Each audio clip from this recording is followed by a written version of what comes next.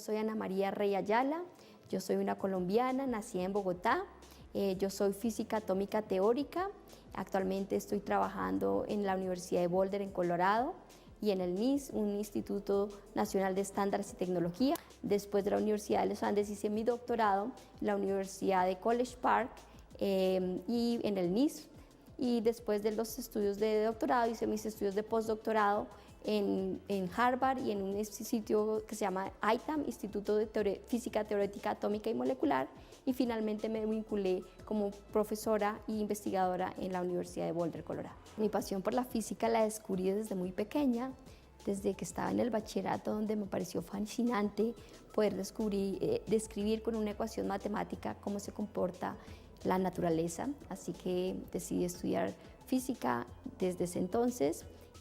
Hice mis estudios de pregrado en la Universidad de los Andes, donde,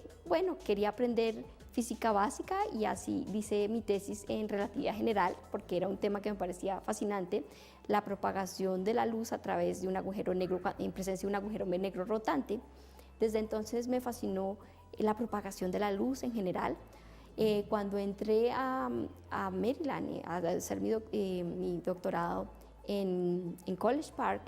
me fascinó continuar la idea de cómo se propaga la luz, pero especialmente en presencia de átomos. Y la luz es lo que utilizamos para enfriar átomos.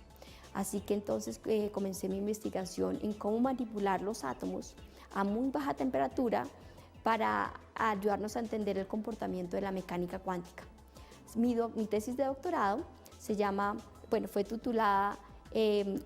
Átomos bosónicos ultrafríos atrapados en redes ópticas, y básicamente lo que estudié es cómo lograr con láseres hacer como una cajita de huevos para los átomos, atraparlos, hacer que esos átomos se muevan en esa caja a través de un tunelamiento cuántico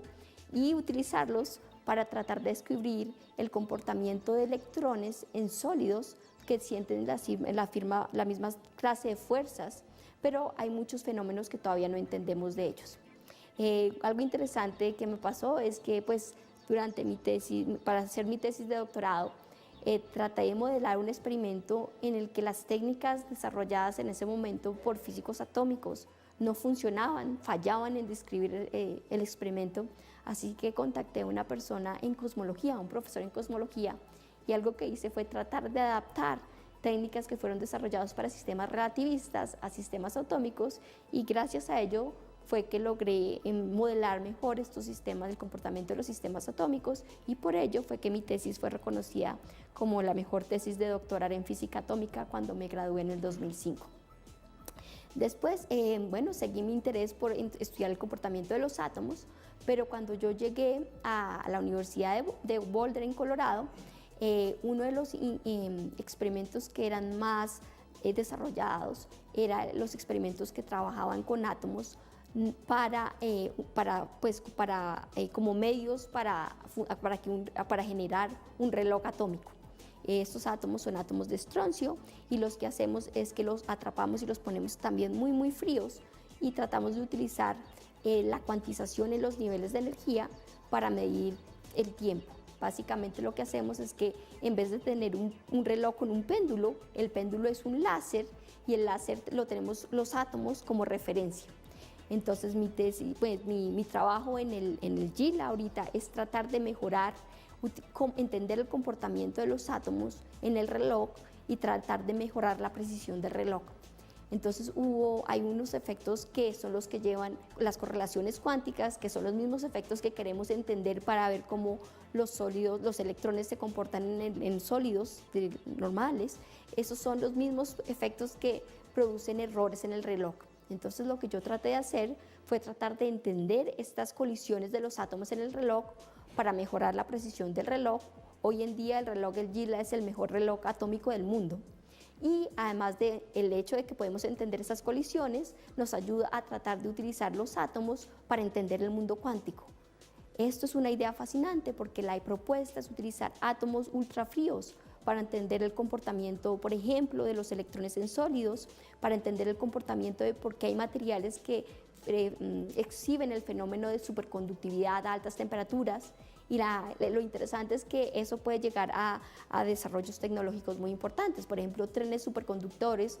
que operen no a temperaturas ultra bajas, pero a temperatura ambiente, pueden revolucionar como el transporte. Así que ese es uno de los motivos más importantes, una de las motivaciones más importantes porque tratamos de utilizar átomos para entender el comportamiento de los electrones.